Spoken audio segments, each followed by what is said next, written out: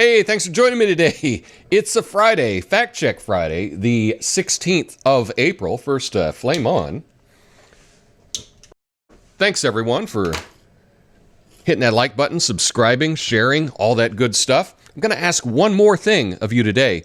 I have a mailing list, and you haven't signed up for it yet. Sign up for it today. I'm going to be sending something out on that. A lot of people are disappearing from this platform, and I want to make sure that we can stay in touch. So please sign up for my mailing list. I was going to do some fact checks on some different things today. I was really interested, and I did a lot of research on them, and I'm just too scared to do it. I'm too afraid that they'll just eliminate me for sharing that information. So I chose something that I think will be acceptable by the powers that be. This morning, I looked at the Oregonian. That's the paper for Portland, Oregon, the only big paper. And they put something out, and we're going to fact check that. So let's get to their tweet. Here we are. Gut-wrenching disparity seen in Portland area's disproportionately wealthy white vax rollout. That just sounds terrible. Gut-wrenching disparity. Oh, I feel really sad already. Let's go to the story that this links to. And what I do with all my fact checks, we make the claim, and then we're going to fact check the claim after we look at the facts. Is there a gut-wrenching disparity in Portland about who gets the jab? That's what we're going to check out. We have a map here. The darker purple areas have more people have had the jab. And over here, East Portland, less people have had it, where there's a lot more diversity.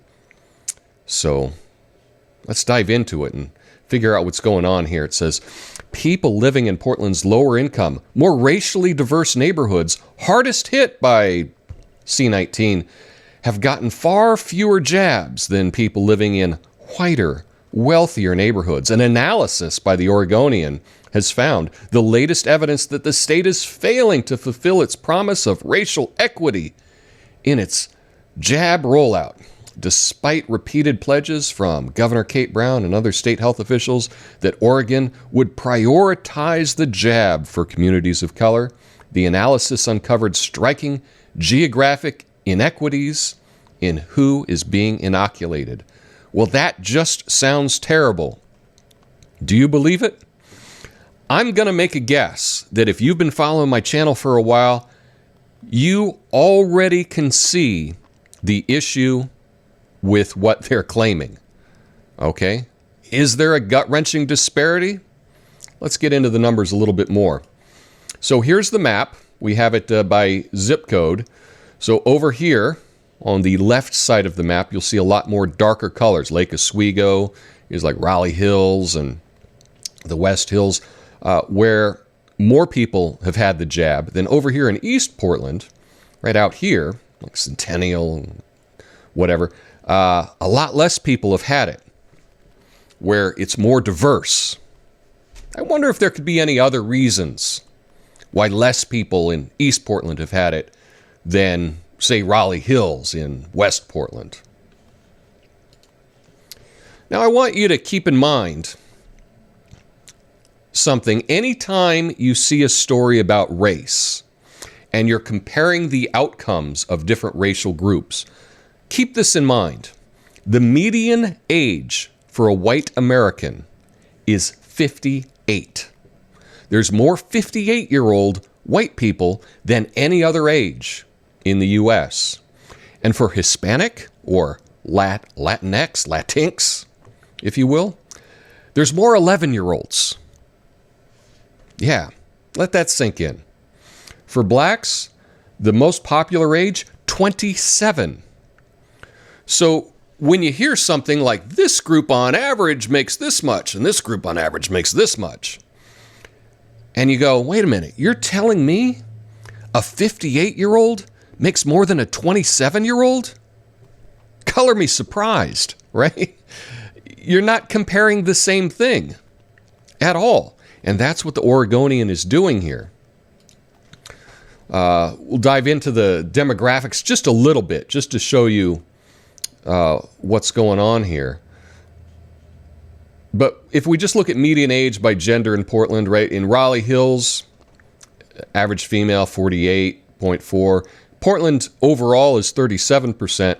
I'm going to say way out in East Portland, it's going to be a lot lower than that. So here we're looking at Portland, Oregon age by generation. So Raleigh Hills, they've broken that out. 19% are over 70. People in their 60s, 13.3%. You add those together, about 1 out of 3 people in that part of town are over 60 years old. And that's important for this next bit of information I'm going to tell you. Portland in general, only 8% are above 70. So nearly twice as many people from Raleigh Hills are over 70 than Portland in general. But if we were to then break it out to East Portland, I don't have the statistics on this, but believe me when I tell you, like way out in East Portland, it's going to be a lot lower than Portland in general for 70-year-olds. It's going to be a lot lower than that. So when we look at the Hispanic population, Raleigh Hills has a Hispanic population less than 5%. Portland overall, they're saying it's 9.7%.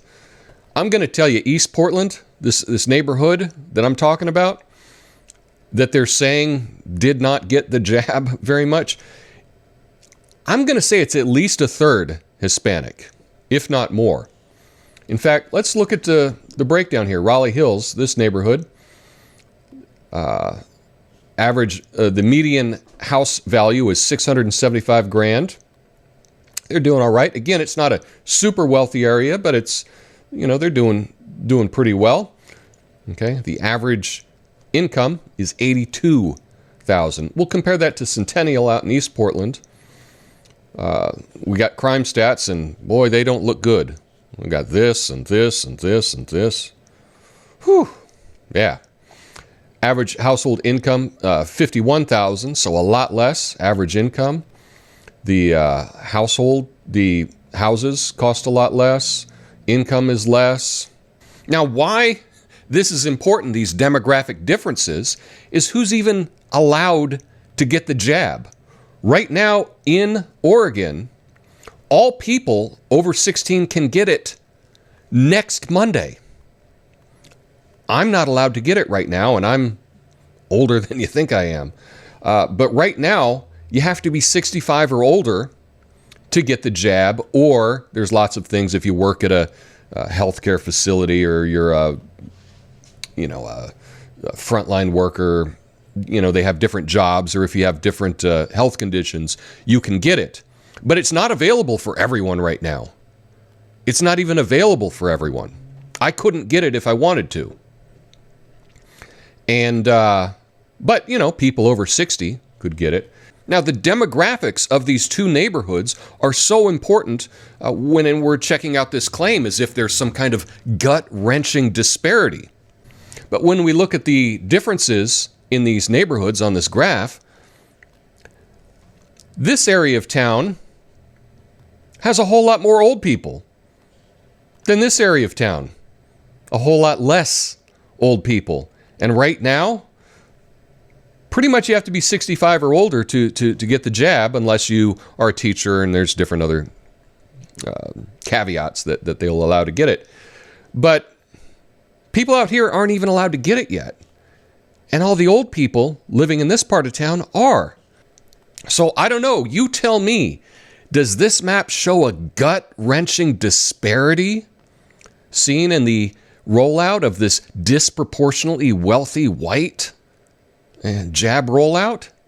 Is that a gut-wrenching disparity? No. No, it is not a gut-wrenching disparity.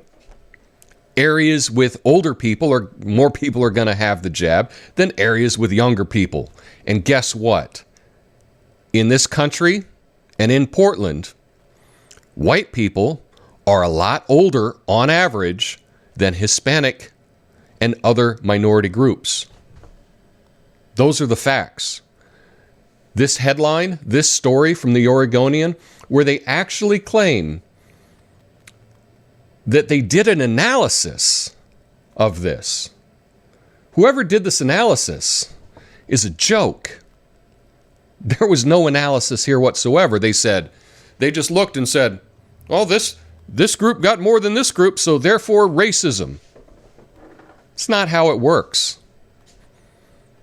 Older people have got it more than younger people. Those are the facts. And it's this kind of race baiting which is dividing this country and making you less informed. But you watched my video. Now you're more informed. Let me know your thoughts about this story in the comments, and be sure to sign up for my email list. Have an awesome week. Peace.